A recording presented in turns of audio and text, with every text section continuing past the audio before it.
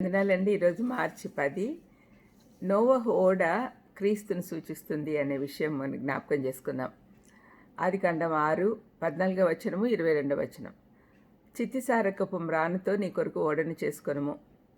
నోవహు అట్లు చేసెను. దేవుడు అతనికి ఆజ్ఞాపించిన ప్రకారం యావత్తు చేసెను. నోవహు నిర్మించిన ఓడ ఒక చిన్న పడవ కాదు. అది 1.5 ఫుట్బాల్ మైదానం అంత నిడివి గలది. 4 అంతస్తుల భవనం అంత ఎత్తుగా కట్టబడి ఉంది. ఆ ఓడ పొడవు వెడల్పు కంటే 6 అంతలు ఎక్కువగా ఉంది. ఇదే కొలతలతో ఈనాడు పెద్ద ఓడలను నిర్మిస్తున్నారు. ఈ గొప్ప నిర్మాణము దగ్గరలో ఎక్కడా నీటి ప్రవాహం, నీటి వనరులు ఏం లేవు. అటువంటి చోట కట్టబడి ఉంది. కేవలం దేవుని వాగ్దానాలు నమ్మిన ఒక చిన్న గుంపు ఆయన ఆదేశాలు పాటించి కట్టారు. అందులో అన్ని రకాల పక్షులు, పశువులు 2 నుండి 7 వరకు నివసించుటకు సరిపడా ఉంది. దేవుడు సృష్టించిన సకల జీవులు అందులోకి వెళ్తాయి. నీరు వెళ్లకుండా ఉండుటకై ఓడకు లోపట బయట దానికి కీలు పుయ్యమని దేవుడు నోవహును ఆదేశించాడు.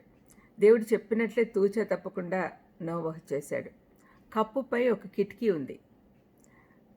ఆ పక్కన ఒక తలుపు ఉంది. దానిపై పై అంతస్తుల్లోకి వెళ్ళడానికి అవకాశం ఉండేటట్టుగా ఏర్పాటు చేశాడు. 3 అంతస్తులు ఏర్పరిచాడు. నోవహు అతని కుటుంబము శ్రమల కాలంలో మిగిలిపోయిన ఇజ్రాయేలీలకు సూచనగా ఉన్నారు.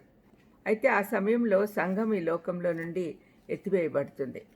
ప్రకటన 3:10లో చెప్పబడినట్లు, లోకమంతటి మీదికి రాబో శోధన కాలంలో నేను నిన్ను కాపాడేదను అని ప్రభువు చెప్పిన మాట నెరవేరుతుంది. పేతురు తన పత్రికలో 1 పేతురు 3:20-21లో ఈ సంఘటనను, అంటే వీరు నీటిలో ప్రయాణించుటను క్రైస్తవ బాప్తిస్మమునకు అన్వయిస్తున్నారు. ప్లీజ్ మీరు అందరూ కూడా చదవండి, ఆ పోర్షను అర్థమవుతుంది. బాప్తిస్మంలో మనం తీర్పు తప్పించుకున్నామని తెలుస్తుంది.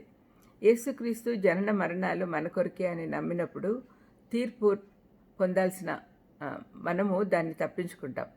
రక్షణ మార్గంలోకి నడిపించబడతాం. యేసుప్రభువే నిజమైన ఓడ. చితిసారకపు చెక్క ఆయన బలాన్ని సూచిస్తుంది. కీలు ఆయన రక్షించే కార్యాన్ని సూచిస్తుంటే, అక్కడ విస్తారమైన గదులు, స్థలము, ఆయన ఏ విధంగా సమస్త వనరులు సమకూరుస్తున్నాడో సూచనగా జ్ఞాపకం చేస్తూ ఉన్నాయి.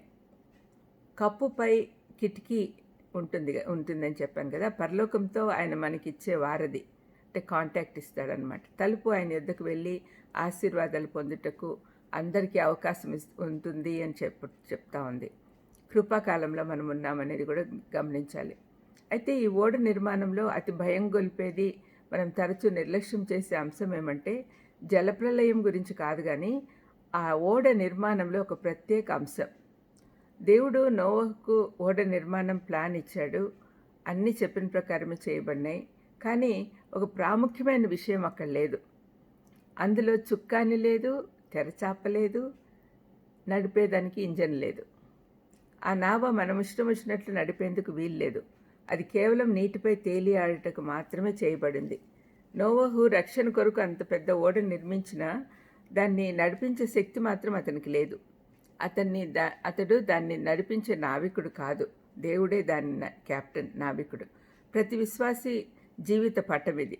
మనల్ని నడిపించే దేవుడు ఆయనే అనేది గుర్తుంచుకోవాలి. ప్రార్థన చేసుకుందాం.